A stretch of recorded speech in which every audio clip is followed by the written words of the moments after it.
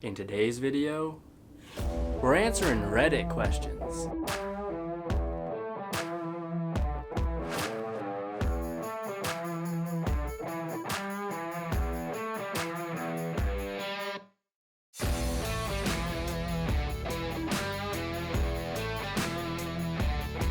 What's up YouTube? Welcome to the video. My name is Tyler, also known as the Fit Chemist, and I help people take control of their lives by taking control of their fitness and nutrition habits so that ultimately we can lead healthier and happier lives. So if you're new here, welcome. Please consider subscribing. Turn those notification bells on so you don't miss when I post new videos. And if you are returning, welcome back. I'm so glad that you are here. A few weeks ago, I was on Matt Walsh's channel from the Daily Wire and saw that he had a couple of videos of him answering Reddit dating advice questions, and I thought that these were absolutely hilarious, partly because of his dry sense of humor, but while I was watching it, I was thinking, hey, wouldn't this be a cool thing to do for fitness questions? So in today's video, we're gonna do something new. I went through the Reddit fitness page and some of their subreddits, and I found 10 questions that I thought would be worth answering.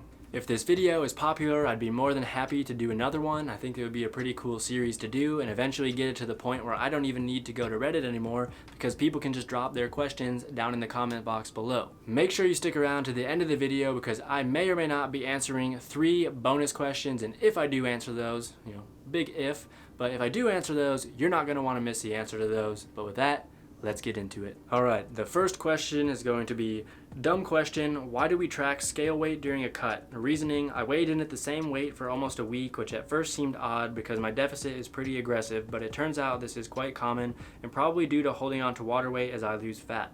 I'm very confident that I'm tracking accurately, and I see no reason why my TDEE, or total daily energy expenditure, would have dramatically dropped. Since this is true, everything I read recommends that I just continue my cut and eventually the water will drop. That all makes sense, but then why would I even bother weighing myself in the first place if I'm just going to ignore the results? This is an interesting question, and I'm not entirely sure why you wouldn't want to track scale weight in the first place. I understand that it could be a little bit frustrating if you're not seeing that scale weight go down. However, something that you'll learn over time and with more experience is that you can start to develop some patterns. So some people go through this swoosh period, I call it. So they'll hold their weight for a couple of weeks, and then at week 3 or 4, it'll just swoosh and it'll go right down, and then they'll hold that new weight for a couple of weeks.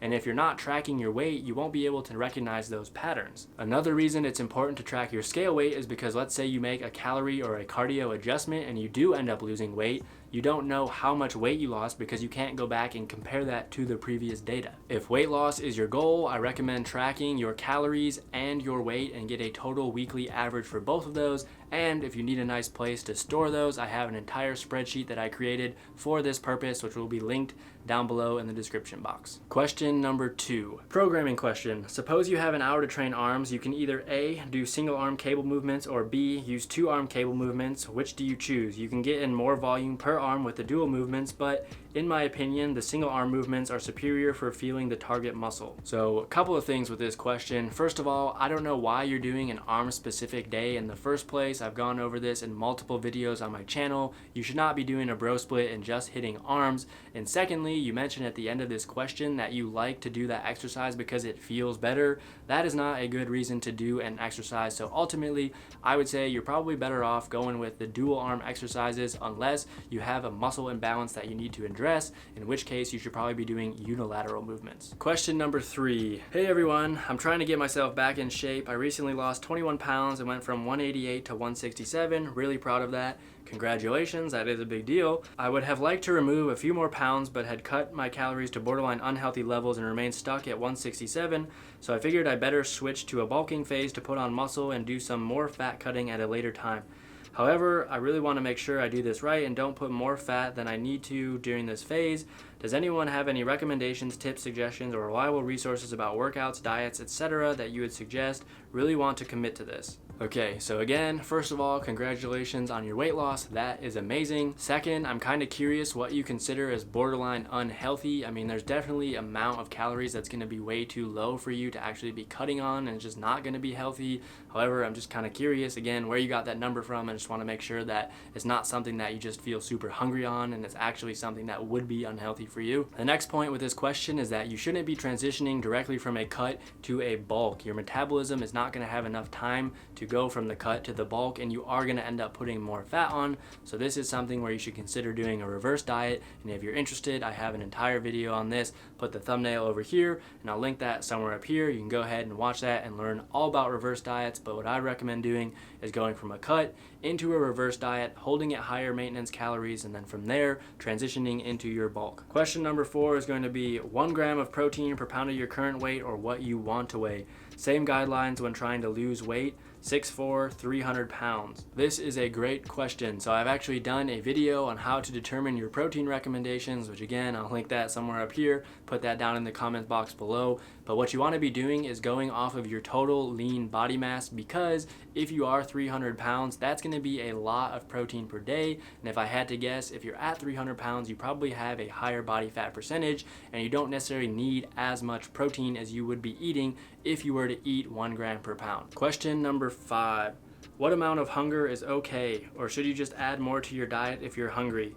Through body dysmorphia, I've always known that starving yourself is a bad idea if for no other reason than it doesn't work to lose weight. But what usually happens is I try to eat around 2K calories, a number that for all I can tell should work. I get hungry, eat something I shouldn't, and mentally collapse and give up on dieting. This has led to years of trying to start a diet and going nowhere. I'm on my first day of trying again, and lo and behold, I am hungry at the end of the day again. Maybe I should add exercise and have that allow me extra calories in the diet. So it sounds like you're dealing with hunger while on a diet, and yes, exercise is definitely going to help because that's going to increase some muscle mass, it's going to increase your maintenance calories, and over time allow you to eat more in the long run. However, I realize that's not a short-term fix. If you're looking for more of a short-term fix, what I would recommend is definitely focusing on protein intake. So protein is one of the most satiating macronutrients. So if you're not eating enough protein, you're not going to be as full as you could be. Another tip that I would have is focus on veggies and some fruits that are lower in calories. So those are going to have a high volume and a low calorie density, as opposed to something like peanut butter, which would be the complete opposite. So that has a very low food volume and a high calorie density. The last tip that I would have for you is focusing on fiber, because that is also going to help fill you up. And then try to drink water throughout the day as well as before your meals, and just really fill your stomach up with water so that way you can trick your brain into thinking you're full. We'll get into the second half of the questions in just 1 second, but my question of the day for you guys is, what fitness questions do you have for me? This video is a perfect time to get them answered, and trust me, there's no such thing as a stupid question. If you have a question, I'm sure 10 other people out there watching this video probably have the same question as well. So no holding back, let me know down in the comments below. And with that, let's get back into it. Question 6 is, what are your maintenance calories? Can you list your gender, height, age as well? Just trying to figure out where I stand. I am a male, 5'11", 24, and I think my maintenance is 2,700, but I just want to see what other people have. This is a terrible question to be asking. You should not be comparing yourself and your maintenance calories to other people, because it is so variable when it comes to individual. There are things like height, age, and gender that are taken into account, but what that doesn't include is your activity level. Someone could be doing 10,000 steps a day versus 2,000 steps a day. Someone could be lifting for 2 hours versus 30 minutes. Like, your activity is going to play a huge role in this, so please do not compare yourself to other people. If you do need help calculating your maintenance calories, I have a video on this as well. I'll link that somewhere up here, and I can go ahead and put that in the description box too. But if you go through that and you see what your predicted maintenance calories are, that might give you a better ballpark. If you go through that video and you do end up calculating your predicted maintenance calories, that would probably be a better idea of where you should be in terms of your goals and what you need to eat in order to hit those goals. But again, please stop comparing yourselves to others. Question 7 is going to be, so I reached my peak bench press performance by doing 8 reps of 175 pounds 2 weeks ago, but for some reason the following 2 workouts I could only get 6 reps with the same weight. I don't really know what I'm doing wrong. Do you guys have any similar situations? So congrats on that new volume PR. However, it sounds like it might be time for you to take a deload. If you find yourself in the workouts and you're either feeling fatigued or you're not able to put up the same amount of weights as before, and that's something that happens for more than 1 week, you should definitely consider taking a deload, because that's going to help you maintain some of those strength gains while also dissipating some of that fatigue, so that the hope of that deload would be that the next time you go into the gym, you are able to hit that same weight or even increase the weight or reps. Question 8 is, I know when deloading you want to train at reduced loads / volume or whatever, but does anyone still feel crappy training at those reduced loads? I guess that's just the fatigue. So this one is related to our previous question, and if you are getting to the point where you try to take a deload and you are still feeling fatigued, then my suggestion for you is to take more frequent deloads. You've gotten to the point where you have built up so much fatigue that even the deload is taxing on your body. A good rule of thumb would be to take a deload every 6 to 8 weeks, but again, like the previous question, if you get to a point where you're not being able to put out the same amount of weight as usual, that is a good indicator that it's going to be time for a deload. Question number 9. How long does it take on average to get a bodyweight squat? With good form, parallel for 5 reps. I'm a month in on strong lifts 5x5 and at 40 kg. Working on form, body weight is 60 kg. Wondering if I am taking too much time. My friend, there is no such thing as taking too much time in the gym. It sounds like you have a sound workout program, and as long as you are tracking your weights and making sure that you are progressing from week to week, then there's nothing else that you need to worry about. I understand that there are times where you want to hit those PRs and you just want to get to a goal really quickly, but trust me, stick to those basics and you're going to be much better off in the long run. Question 10. I started a workout routine Friday, but I want to change to a different routine. I'm not enjoying the workouts because I'm doing them completely wrong. Should I just stick with it? My advice to you would first be to learn the proper form for those exercises, and then you might actually get some enjoyment out of this.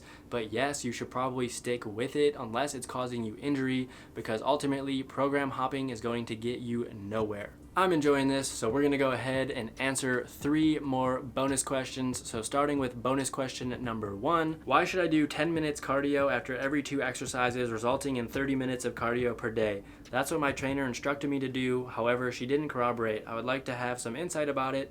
Basically, she told me that this way I could gain muscle and lose fat simultaneously, and well, this is the first time I've ever heard of it. Can you guys confirm whether this is true or not? Well, I hope you're not trolling this question. If you're actually being serious, first things first is that you need to get yourself a new trainer, or better yet, what I would recommend you do is go and ask the trainer and say, what evidence do you have for this claim?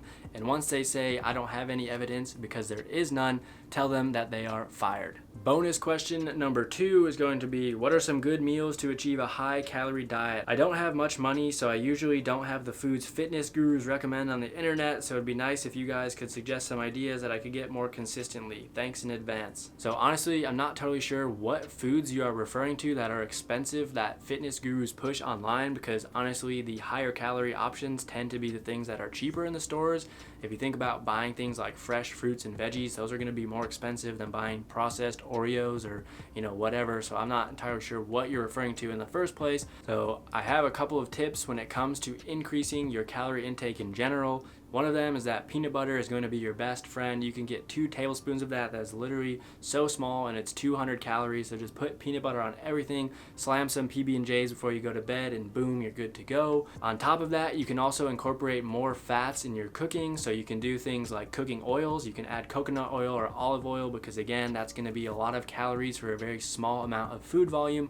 Or you can go to things like higher fat content meats. So instead of doing chicken breast, you could do chicken thighs, or instead of doing ground turkey, you can do a higher fat content ground beef. And then the next thing that I'd recommend is focusing a lot on liquid calories. So a lot of people don't realize how easy it is to just sip on liquid calories throughout the day. Maybe you have 2 Gatorades, and that's probably something like 400 extra calories per day. You can use something like powdered carbs. So I used to do that during workouts. I would just put maltodextrin into my workout shaker, and then I'd mix it up with apple juice, and that was like 500 or 600 calories that I could just get super easy in the morning. So to recap, peanut butter, higher fat content meat and foods, and then also utilizing liquid calories. Bonus question number 3 is going to be, the recommended intake of protein is usually 1 gram per 1 pound of body weight or lean body mass. Does the 1 gram of protein reference refer to 1 gram of complete protein? I am vegan, and I know that plant protein is less complete than animal protein, something like 25 grams of complete protein and 30 grams of soy isolate, and then 27 grams of complete protein and 30 grams of whey protein. So this was actually a good question and not something that I'm totally familiar with, so I did find a pretty good blog post on this question, so I'll link that down in the description box below. There are a couple things to note for this question though. One is that the recommended range of protein is about 0.7 grams to 1 gram per pound of body weight.